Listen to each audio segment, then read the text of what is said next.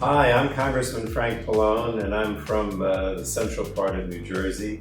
And I also chair the House Energy and Commerce Committee, which has jurisdiction over the FDA and tobacco products. So I want to start by congratulating all the Youth Advocates of the Year award winners, especially Sophia Patel, who's my constituent from Edison, New Jersey. And as a youth advocate, Sophia has testified before the State Senate and the State Board of Education, and even participated in the press conference that I organized following the passage of my bill, H.R. 2339, in the House of Representatives that tries to help end the youth tobacco epidemic. This is a bipartisan bill, and it prohibits the sale of flavored tobacco products like Juul that we know are driving the youth tobacco epidemic in our country. And we're going to keep working to move this legislation in the Senate with the help of advocates like Sophia.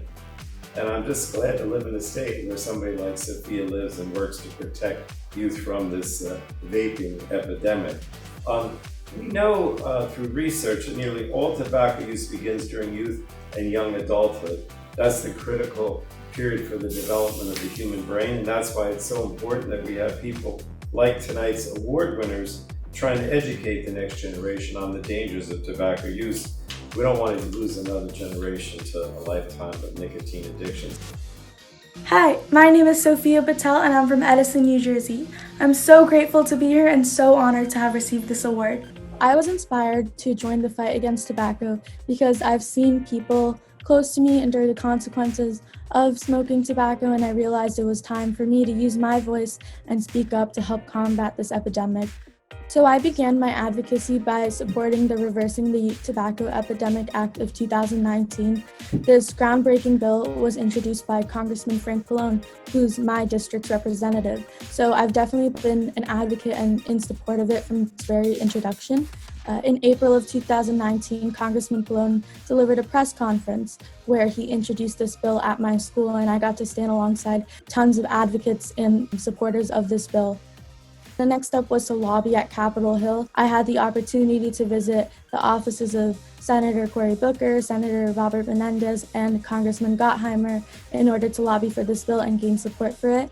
And after coming home from Capitol Hill, I knew that I needed to continue showing my support for the bill by constantly emailing and following up with these decision makers, promoting it on my social media, attending town halls, and just expressing my support in any way I could. But what was amazing to see was how the collective voices of all the allies of this bill, decision makers, and all the advocates supporting this bill really came together this past year and pushed this bill through the House of Representatives. It showed me how powerful our voices could really be and the power of advocacy and how we're all in it for one common goal, which is to make a better tomorrow.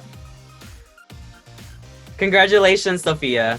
Now tell us how you'll use your strong voice. By spreading awareness, educating, and advocating.